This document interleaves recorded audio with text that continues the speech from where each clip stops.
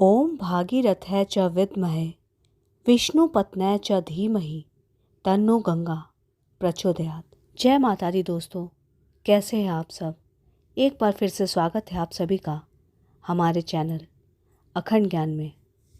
हमारे वैदिक धर्म में गायत्री, गीता, गौ के साथ गंगा का भी विशेष स्थान है।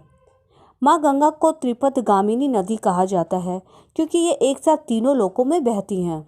कुछ पुराणों में गंगा को मंदाकिनी के रूप में स्वर्ग में, गंगा के रूप में पृथ्वी पर और भोगवती के रूप में पाताल में प्रवाहित होते हुए वर्णित किया गया है।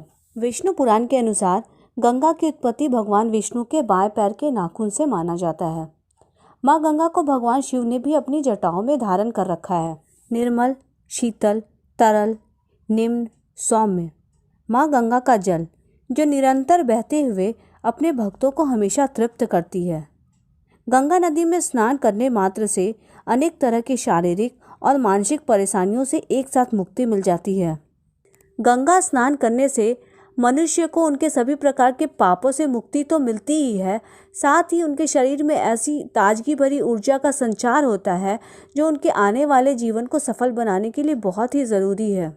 हमारी पौराणिक कथाओं के अनुसार जब कपिल मुनि के कोप से राजा सगर के पुत्रों की मृत्यु हो गई, तब राजा सगर को जब ये पता चला कि उनके पुत्रों का उद्धार सिर्फ माँ गंगा के जल से ही संभव है, तब गंगा माँ को पृथ्वी पर लाने के लिए सगर के पौत्र अंशुमान, अंशुमान के पुत्र दिलीप और दिलीप के पुत्र भगीरथ ने घोर तपस्या की। अंत में राजा भगीरथ अपनी तपस्या में सफल हुए और माँ गंगा को स्वर्ग से पृथ्वी तक आने के लिए प्रार्थना की। पर माँ गंगा के जल का वेग इतना तीव्र था कि वो अगर सीधे सीधे स्वर्ग से धरती पर आ जाती तो शायद धरती पर प्रलय आ जाता। इसलिए सबसे पहले भगवान शिव ने उन्हें अपनी जटाओं में धारण किया और फिर एक पतली सी धार के रूप में माँ गंगा का धरती पर अवतरण हुआ।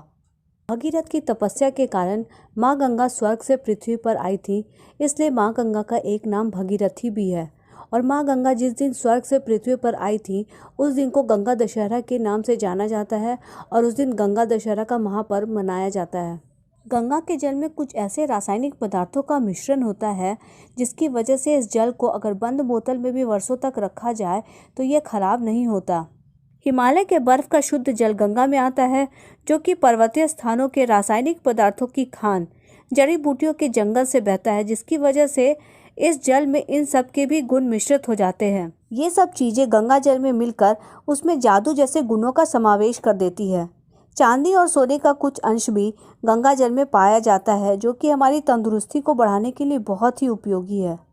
गंगा जल शोधक और जीवनाशक है। हमारे पुराने वैदिक ग्रंथों के अनुसार अजीर्ण, पुराना बुखार, तपेदिक, पेचिश, दमा, चर्म रोग जैसी बीमारियां गंगा के जल के सेवन मात्र से ठीक हो जाते हैं, क्योंकि गंगा जल में स्वास्थ्य को सबल बनाने और संक्रामक कीटाणुओं को नाश करने की अतुलनीय शक्ति होती है। दोस्तों, हमारे धर्म ग्रंथों में गंगा स्नान को बहुत ही शुभ माना गया है, पर अगर गंगा नदी में जाकर स्नान कर पाना आपके लिए संभव नहीं है तो आप अपने घर पर ही नहाने के पानी में थोड़ा सा गंगा जल मिलाइए और उस जल से स्नान करिए, क्योंकि ऐसा करना भी आपके लिए बहुत ही शुभ होता है। ऐसा करने से भी पापों का नाश होता है और शरीर में स्वच्छता आती है, मन को भी शांति मिलती है। आप सब कोशिश करिए कि साल भर में भी कम से कम एक बार गंगा स्नान अवश्य करें और गंगा जल की शुद्धता बनाए रखने में और उसके प्रदूषण को रोकने में अपना महत्वपूर्ण योगदान जरूर दें। हमारे भारतवर्ष की तो गंगा प्राण है, शोभा है। सच में गंगा के समान कोई दूसरा तीर्थ नहीं है। ऐसी पतित पावनी, मोक्षदायिनी माँ गंगा को हम सभी भक्तों का शत शत बार प्रणाम। जय माँ गंगे।